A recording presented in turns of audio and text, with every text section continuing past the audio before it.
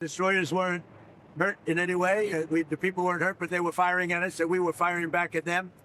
And our firepower was a hell of a lot stronger than theirs, and they knocked the hell out of them. All right, there you go. U.S. forces striking back in the Strait of Iran, straight at Iran after 3 of our Navy warships were targeted yesterday. Officials telling Fox the conflict is not a restart of the war and is not an end to the ceasefire. And Tehran is still reviewing the peace proposal as the Trump administration is reportedly looking to restart, quote, Project Freedom. Remember, we were going to get the Oman side of the strait, all while U.S. intelligence reportedly believes Iran could outlast the American blockade because they can sustain themselves for months, according to our CIA. Here to discuss this, retired 4-star general, Fox News senior strategic analyst, chairman of the Institute of Study War, General Jack Keane. General, you're all for restarting Operation Freedom, correct? Yeah, absolutely. Well, first of all, let me just to draw back on where are we. I mean, give President Trump the credit for starting this operation after October the 7th, when the Israelis were obviously devastatingly attacked. It was a recognition that this region, it's got to change, and we're going to have to force that change, and Iran is behind everything that's happening there. And this president acted on that. Other presidents, admittedly, the threat wasn't quite as bad as it is now, but largely ignored. So that's number one. Number two, we went to a ceasefire about a month ago. From the Iranians' perspective, that's what they wanted to achieve. Stop the war, objectives. To get a deal, we will have to provide some funding for the Iranians, admittedly condition-based, and also sanction relief. So when you draw back from that, even after a negotiated settlement, what do we have? We have a regime that survives and also ability to recover. And I think that is fundamentally flawed. That's not where we started this operation to achieve. We want Iran back on its heels, suffering significantly and susceptible to resistance from their own people, internal pressure. So in my judgment, I think we got to see reality for what it is. We should go back and execute Project Freedom, take the Strait of Hormuz away from the Iranians, secure it and open it for navigation, and also at some point get some assistance in doing that.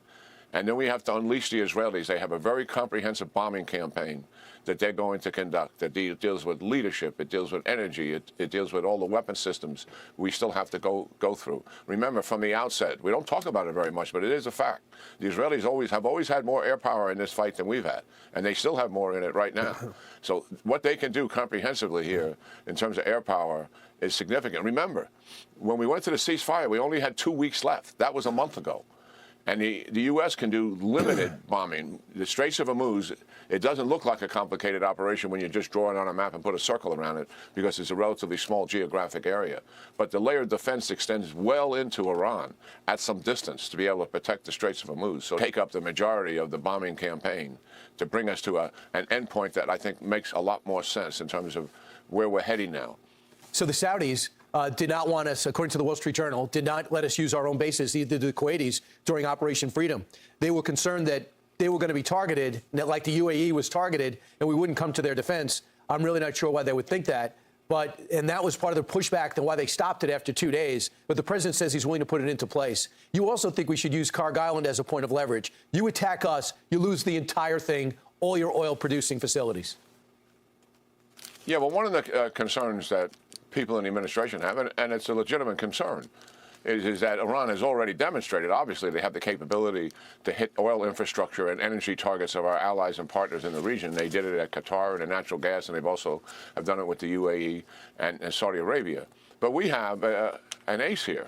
Up our sleeve, so to speak. It's Karg Island, and we're obviously blocking it now from any transport coming out of there, and that represents 90%, of their oil resources. So clearly, the blockade over time will force an economic collapse. And I said from the outset that they are willing to withstand economic peril and even suffering to their own people much more than what we look at through our values in terms of what's reasonable. Right. They are not reasonable. They don't care about their people. But we can hold Karg Island hostage. If you're going to attack Qatar's natural gas or the Saudis or the UAE's oil fields, we're going to begin to take Karg Island away from you in terms of physical destruction. Right. And we communicate that to them very, very clearly. The mobile launchers are in place, and 75% of its missile stockpiles in place.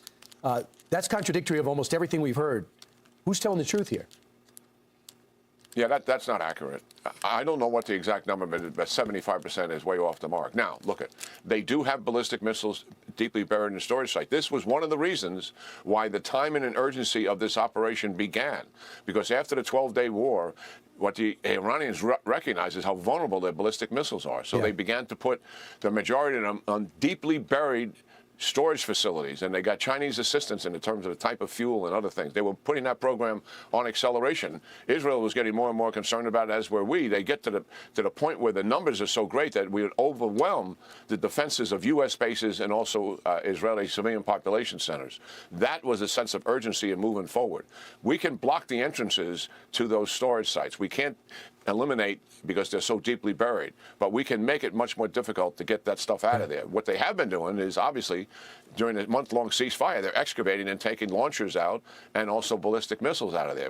We can go back in there and systematically deny them the use of those launchers and those missiles that are in those storage facilities. That is absolutely physically possible using air power. All right, General Jack Keane, it's my message. I think the theme we're getting from you. The Trump administration has begun releasing highly anticipated files documenting unidentified anomalous phenomena, UAP, and extraterrestrial life.